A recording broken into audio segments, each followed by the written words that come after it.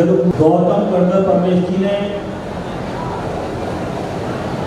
भगवान से पूछा कि भगवान आपके समोसरण में सबसे पहले मैं आया, हमारे बाकी सारे जीव आए थे, तो ऐसा कौन सा कारण है कि हमारे बाद आने वाले जीवों ने दीक्षा ले ली, मुनिव्रत डाल लिया और मोक्ष चले गए। मुझे आज तक अपनी आत्मा का कल्याण करने का वो अवसर प्राप्त नहीं हुआ जो हमसे पूर्व जीवों को हो गया। तो भगवान महावीर ने कहा कि गौतम, अभी तुम्हारे अंदर लोभ है, इसीलिए तुम अभी तक मोक्ष नहीं गए हो। तो गौतम स्वामी ने कहा, भगवान मुनि दीक्षा धारण कर ली, आपकी दिव्य ध्वनि को सब तक पहुंचाने का प्रयास रहता है और पहुंचाता हूं, निर्विकल्प रहता हूं, तो मुझे कौन सा लोभ हो सकता है। तब भगवान महावीर स्वामी ने कहा कि गौतम, संसार का लोभ आपको हो या ना हो, पर अभी आपको मुझसे राग है। तब गौतम स्वामी की समझ में आया कि राग चाहे बाह्य हो या अंतरंग का, ये हमेशा बाधक ही बनता है। हम सभी ने विगत 3 दिनों में 3 धर्मों की चर्चा को पढ़ने सुनने की कोशिश की, पर वो 3 धर्म तब तक हमारे जीवन में नहीं आ सकते जब तक कि एक चौथे धर्म को हम मूल रूप से परिभाषित नहीं करेंगे और समझेंगे नहीं। आचार्य अकलंग सूरी लिखते हैं कि सुचेर भावा इति शौचवा, सुचिता का भाव होना ही शौच धर्म है। तो किसी ने कहा कि भगवान, हम तो रोज अभिषेक करने जाते हैं, मंदिर जाते हैं, बिना नहाए नहीं जाते हैं, शरीर की सारी शुद्धि रखते हैं। तो उन्होंने कहा कि बाह्य शुद्धि तो शुद्धि है, ऐसा नहीं कि नहीं है, पर बाह्य शुद्धि से ज्यादा अंतरंग शुद्धि है। और जब तक अंतरंग की शुद्धि नहीं होगी तब तक शौच धर्म हमारे जीवन में नहीं आएगा। तो अंतरंग की शुद्धि कैसे हो? तो उन्होंने 3 सूत्र दिए, ध्यान से सुनना। 3 सूत्र दिए कि इन 3 चीजों के प्रति अपना राग को कम कर दीजिए तो शौच धर्म आ जाएगा। पहला सूत्र दिया कि वित्तेषणा का त्याग कर दीजिए। समझाऊंगा अभी। वित्त एषणा का त्याग कर दीजिए। दूसरा सूत्र दिया कि पुत्र एषणा का त्याग कर दीजिए। और तीसरा जो सूत्र दिया उसमें कहा कि लोकेषणा का त्याग कर दीजिए। एषणा का मतलब होता है इच्छा, एषणा का मतलब इच्छा। तो संसार में मुझे वित्तेषणा मतलब अधिक से अधिक मैं पैसा कमा सकूं और उस पैसे के प्रति मेरा राग बढ़ता रहे, ये शौच धर्म में बाधक प्रवृत्ति है। आचार्य ने कहा कि धन हो ये बुरी बात नहीं है, पर धन के प्रति जो आकांक्षा है, जो संलिप्तता है, वो बहुत बुरी बात है। आपने पढ़ा हो या ना पढ़ा हो, जो राजस्थान जयपुर के लोग होंगे या जयपुर गए होंगे, तो जयपुर में एक दरवाजा है जिसे हम चांदपोल बाजार के नाम से जानते हैं, और वहां एक दरवाजा है। और जब मैं सामान्य जयपुर में पढ़ता था तब की घटना है कि एक भिखारी रोज उस दरवाजे में उसी निश्चित जगह पे जाके बैठता था और लोगों से भीख मांगता था। एक दिन वो भिखारी मर गया तो एमसीडी वालों ने सोचा कि इसको कौन उठाए, तो कुछ मशीनें वगैरह मंगा करके उसकी बॉडी को उठाया, चाहे वो जेसीबी हो चाहे जो भी हो, उससे उठाया उसको। और जैसे ही उठाया तो जिस जगह वो बैठता था उस जगह पे उन्होंने देखा कि कुछ मिट्टी उठी हुई है और कुछ उसके नीचे दबा हुआ है। और ये लगभग ही मान के चलो कि 2005-6 की बात है। उस समय जब उस जगह को खोदा गया तो उसमें से 76 लाख रुपए निकले, 76 लाख रुपए शिकारी के पास। सोचो, जीवन भर जिसने मांगा, जीवन भर जिसने संचित किया, ना तो वो भोग कर पाया और ना ही अपने साथ ले जा पाया। आचार्य ने कहा भी है कि दानम भोगो नासस्त्रियो दत्यो भवन्ति वित्तस्य यो न ददाति मंगति तस् तृतीय गति भवति। कि धन की केवल 3 ही गतियां हैं, या तो दान कर दो या भोग कर लो, नहीं तो तीसरी गति उसकी होनी ही होनी, उसे अपने आप नाश हो जाना है। आप करो या मत करो, वो खत्म हो जाए। भरत चक्रवर्ती हुए, बड़े बड़े महाराजा हुए, रावण की सोने की लंका भी हुई, पर आज कहाँ है बताओ? है कहीं?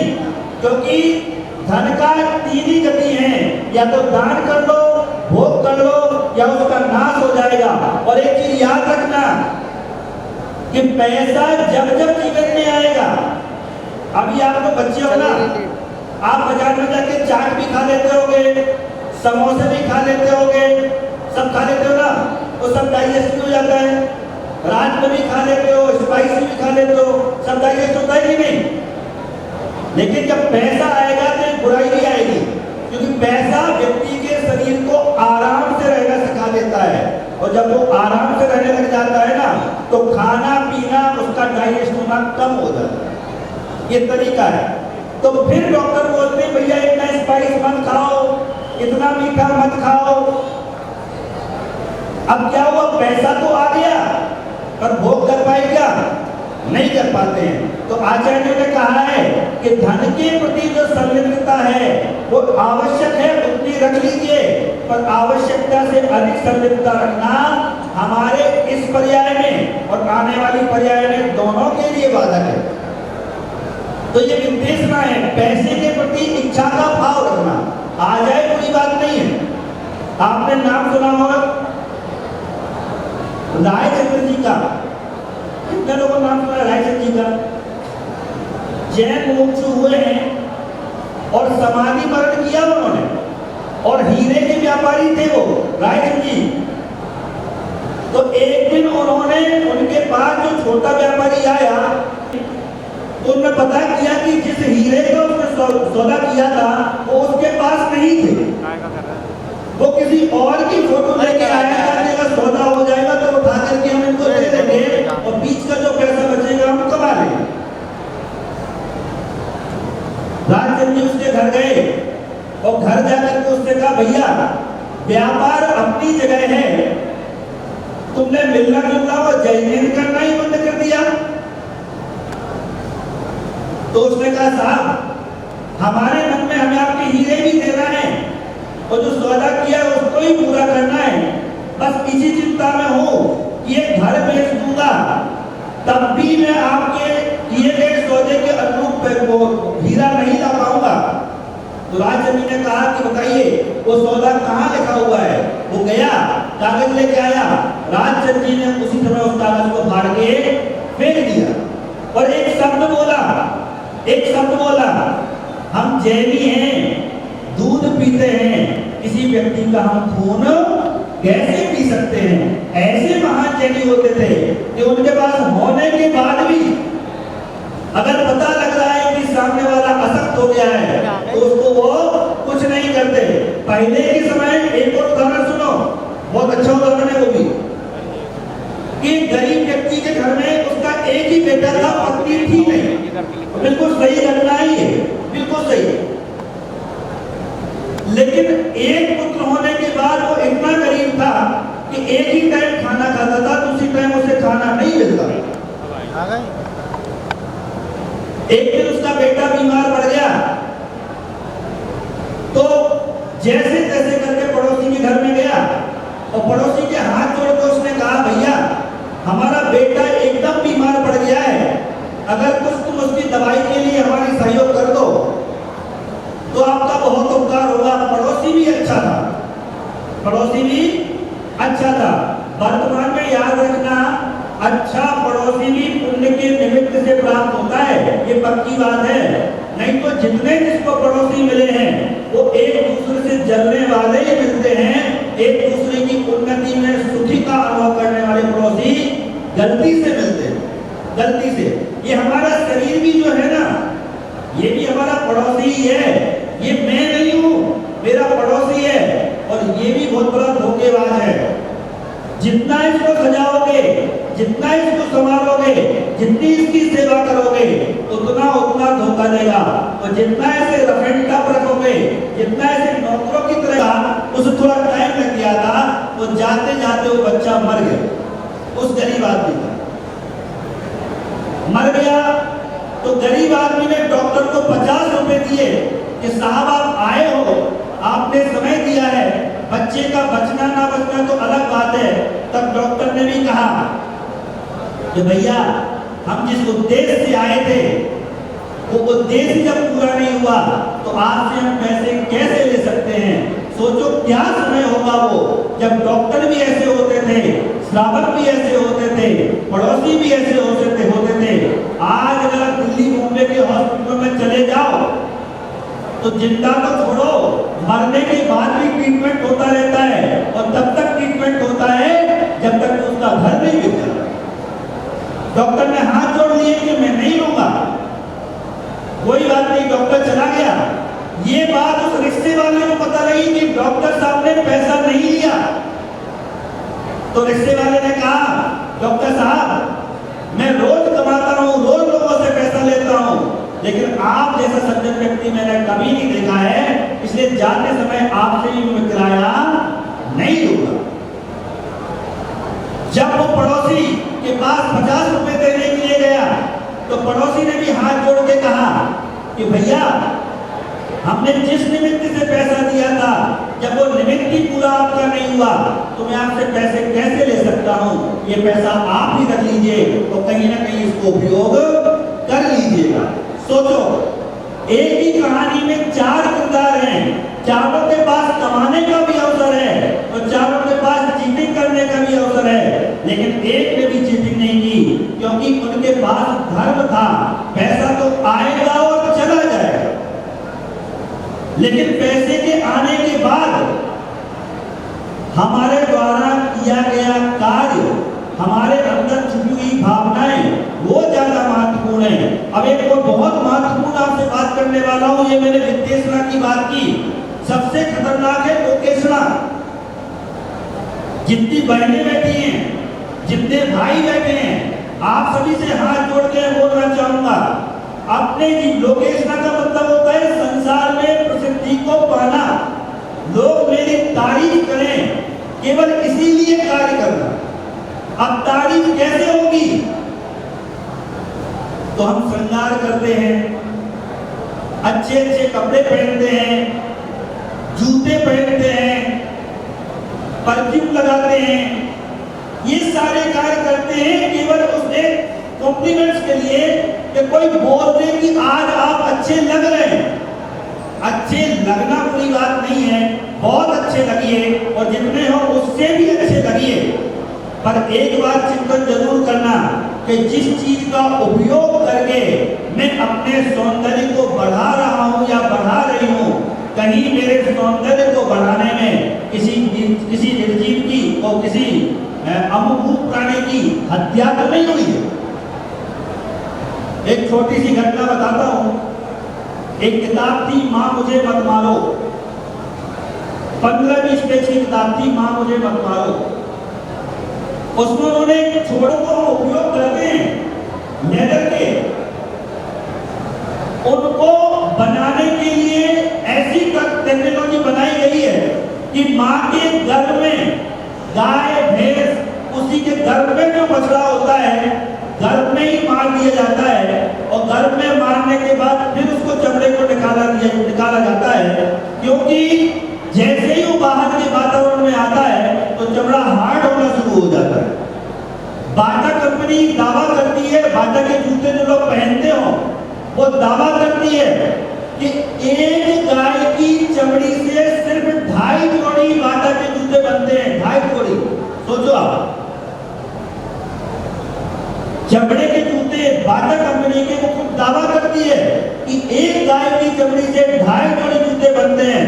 सपोज अगर हम दुकान में बाटा के जूते खरीदने के लिए गए और 2 जोड़ी बिक गए हो, बिके जैसा, और तीसरा जोड़ा हमें चाहिए हो, तो आपके लिए कम से कम एक गाय को मारना पड़ेगा, एक भैंस को मारना पड़ेगा, तभी जाकर के हमारे पाँव की वो जोड़ी पूरी हो पाएगी।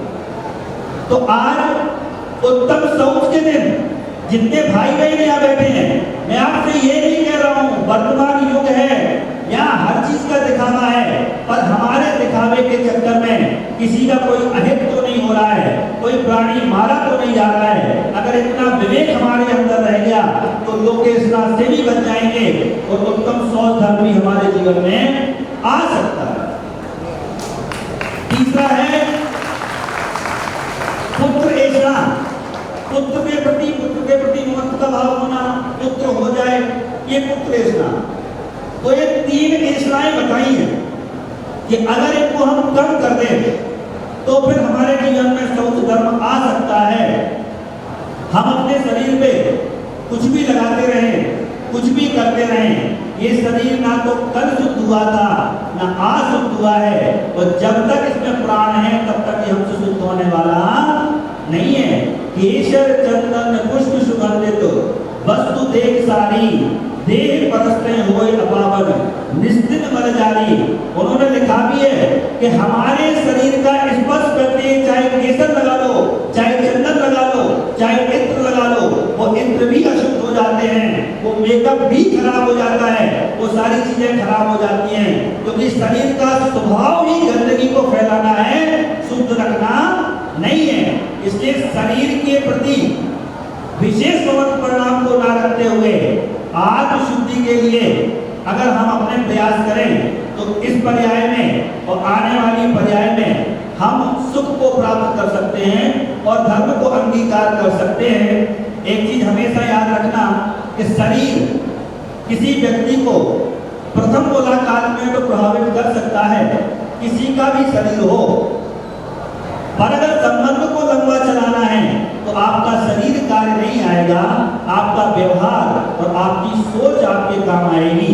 किसी ने कहा भी है कि मत फिसलो कभी यारो, ऊपर की सफाई पर वर्ग सोने का लगा है गोबर की मिठाई पर। हमेशा इस चीज को याद रखना कि जिन जिन चीजों से हम आकर्षित होते हैं। और एक चीज और याद रखना, किसी ने पूछा कि मुसीबत कैसी होती है, तो उसने कहा कि जो आंखों को पहली बार में ही सुंदर लगने लग जाए, उससे बड़ी मुसीबत संसार में कुछ होती नहीं, ये पक्की बात है। तो चाहिए क्या? लोकेशना, वित्तेशना और पुत्रेशना, इन तीनों के प्रति हमारी महत्व बुद्धि कम हो और आत्मशुद्धि की तरफ हमारा ध्यान हो। यही आचार्यों ने शौच धर्म को बताया है और यही शौच धर्म को पाने का उपाय है। जब उत्तम शौच धर्म की